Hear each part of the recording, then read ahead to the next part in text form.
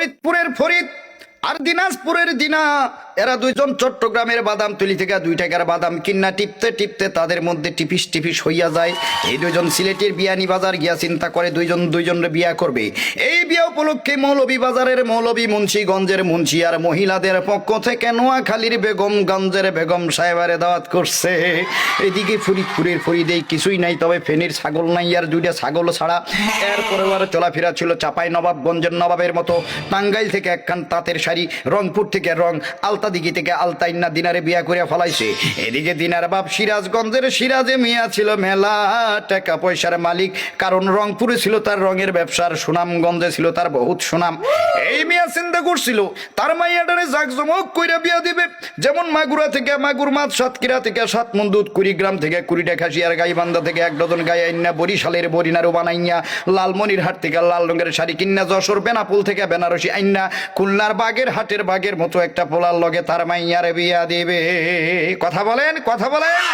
কিন্তু এই ফরিদ চুয়াডাঙ্গার চুয়া কথা কইয়া পটুয়াখালীর ভাষায় পটাইয়া পটাইয়া দিনারে বিয়া কইরা ফলাইছে। মনের দুঃখে সিরাজ মিয়া রওনা দিছে অজানা উদ্দেশ্যে। পাবনায় গিয়া পড়ছে ভাব নাই, নোয়াখালী আইসা চিন্তা করে খালি খালি কাইন্দা লাভ নাই, যাই ভোলাই গিয়া মনের দুঃখটা ভোলা যায় কিনা।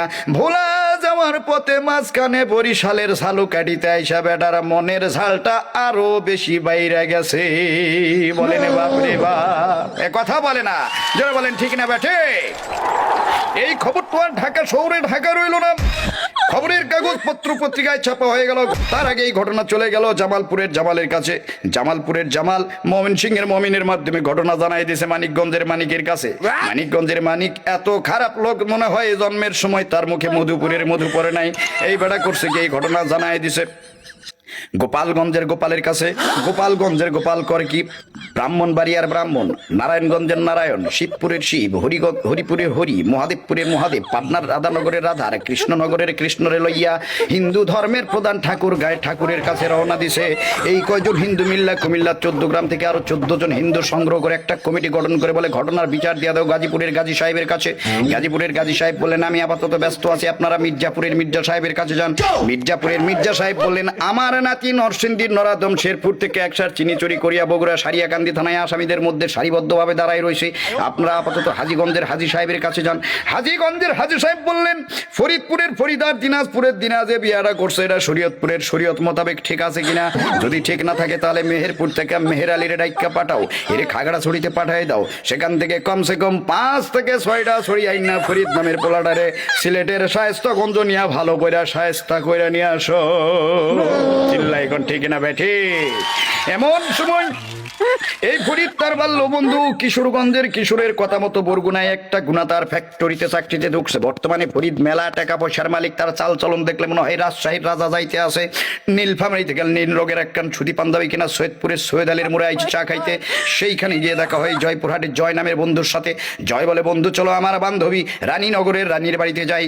রানীনগরে যাওয়ার জন্য ট্রেনে উঠছে টিকিট ছাড়া, যার কারণে জয়পুরহাটের আক্কেলপুরে এসে আক্কেল সালামি দিয়ে ঘাট ধাক্কা খাইয়ে নাইমে গেল শান্তাহারের শান্তার বাড়িতে। শান্তা বলে দৌড় মারো নওগাঁর নেয়ামতপুর থেকে কিছু আল্লাহর নেয়ামত দেখে আসো। নেয়ামতপুরের দরবেশ বাবা বললেন এই মুহূর্তে দৌড় দাও জয়পুরহাটের কালাই থানা থেকে কমসে কম 5 থেকে 6 কেজি কালাই কিনা খেতলাল থানার লাল খেল পাড়ি দিয়ে দাও, ফকির মিসকিনদের মাঝে বিতরণ করে দাও। আর এই কালাই কেনার জন্য দরকার হইল একখান ধামা, আর এই ধামা কেনার জন্য ফরিদ আসে আমার নওগাঁর ধামইর হাটে। জিজ্ঞেস করলাম দোস্ত কি খবর? এবার ফরিদ উত্তর দেয় ওরে চিন্তা কিসের মিয়া, বিয়া শাদী সবই হয় খোদার হাতে দিয়া। আর এই ঘটনা শুনলাম আমি তানবীর সরকার পাবনার ঈশ্বর দিয়া। জোরে কোন মারহাবা, আরো জোরে বলেন মারহাবা। কথা বলেন ঠিক না বেঠি। বউয়ের জ্বালাই ইচ্ছা করে গাড়ির নিচে মারি ঝাপ, গাড়ির নিচে মারি ঝাপ, কেন যে বিয়া করলাম বাপ রে বাপ, হাই গো কেন যে বিয়া করলাম বাপ রে বাপ। চিল্লায় বলেন ঠিক না বেঠি।